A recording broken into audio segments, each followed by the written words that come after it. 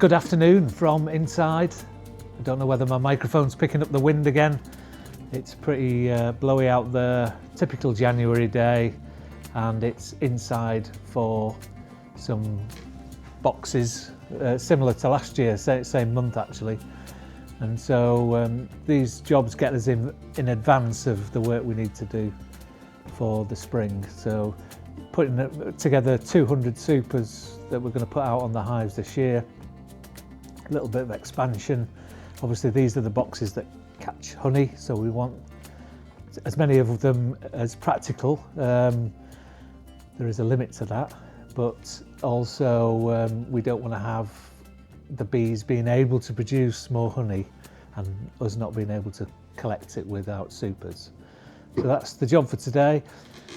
A couple of years ago I had let's just call it an issue where on one of my sites where the management company needed to move some hives of mine, contacted somebody through a personal contact, and they were in the process of coming round to collect about 15 of my hives, claiming that they were theirs.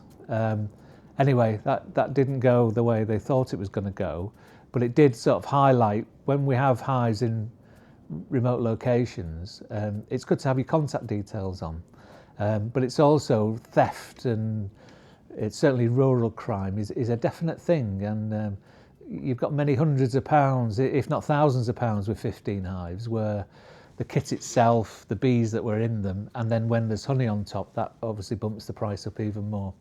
So about 3 or 4 years ago I took the decision to brand all the equipment that I've got, all the wooden equipment, so that when they're on site my contact details are on there, and also logos, so people are less likely to think of claiming them for themselves. So all the boxes that I'm making at the minute, they've been made standard way. We did that video last January, I think, and this is going to be the branding. So I use electric brand, and it's got my contact details on, and I brand on it on the supers on every other side, so you can see it from both sides. And I now brand my brood boxes as well, if and when they come in for repairs. So gradually working my way through that. So I'm just going to show you today. It's a very quick video, not much going on. This is really lots of plans at this time of year, but not much activity other than making boxes. So I'm going to show you that. It's a little video just to keep you up to date with what we're doing, and then as the weather progresses we'll start to move outside. These also need to be stained, and I've used a system for the last 3 years from a company called EcoWood. Now I'm not sponsored by them, I'm not paid by them. Everything that I use in our operation I'm quite happy to pay for myself, so when I give it a recommendation, it's been used over a number of years, and it was with my money as well. So you can be certain that, you know, as far as I'm concerned, if you want to keep bees like I keep them, it's going to do the job for you. So this EcoWood is a natural treatment. I wouldn't even call it a stain, but the boxes are dipped, which means it's really, I hate painting boxes, so it's a really fast, efficient way of doing it.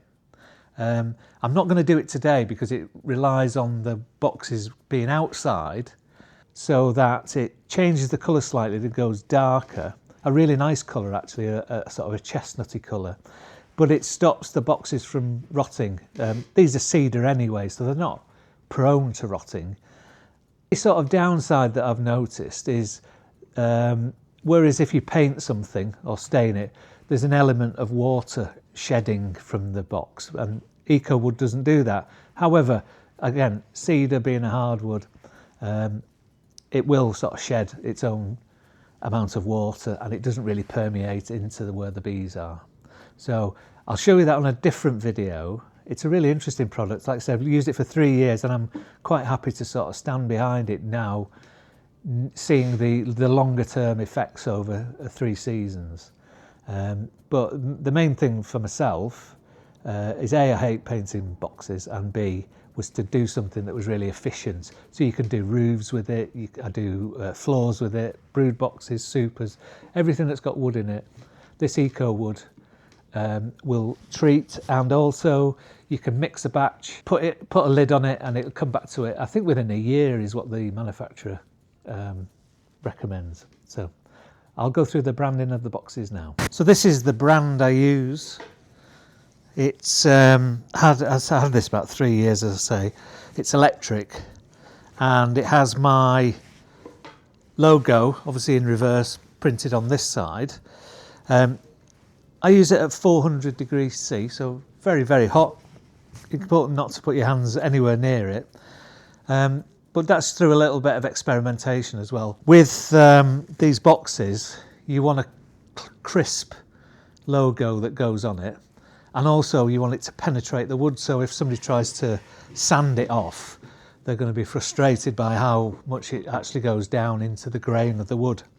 So I found that about 400, well, exactly 400 degrees for 12 seconds, that works really nice on these boxes.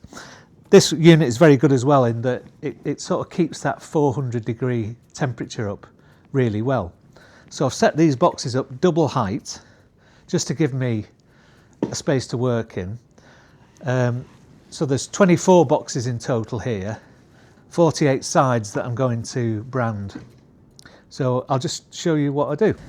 And I place it in the centre and just push down for 1, 2, 3, 4, 5, 6, 7, 8, 9, 10, 11, 12. And as you can see, it's a really nice, dark, crisp logo with my contact details on. And then it's just really to carry on. So I'll do that now. So although this is wonderful TV, and I'm sure it's better than doing household chores or when you're lying on a couch on a cold January afternoon, it's pretty boring stuff. So I'll just work my way through these and come back when I've finished. With the eco wood, as you can see, this is one here that's been outside. It's not been used yet, but that's the difference. They go a really nice chestnut colour naturally, especially with the tannins that are in cedar. They do get a lovely colour on them. But you can add into the eco wood stain as well. You can add into the eco wood a little bit of water-based stain, so you can have them blue or red or whatever you like. I just really like the natural colour, and if you're putting them on out apiaries on other people's land, there's not much that you could argue with this. It's not really an eyesore. And also they blend in as well. It's another factor for the crime prevention side of it, that you don't have boxes that are easily spottable right from the other side of a field. So that's the finished one, and you can see the nice colour that they take on. That's it for today. Lots and lots of boxes done and branded. Next part of this is to treat them with the eco wood. I'll show you that. I'm also going to be out doing some oxalic acid vapour treatments. It's sort of getting towards the end of when it's practical to do them, but we've had snow and I don't want to damage the land that we're going on to. So it's dried out now. We'll be able to get a vehicle on next week, and I'll take you along for that. And so until then, I hope your beekeeping's going well and you've got lots of plans for this coming season. And if there's anything we can help with, drop them in the comments and we'll try and reply to, well, it said we, but I try and reply to every single message. And yeah, it'd be nice to hear from you.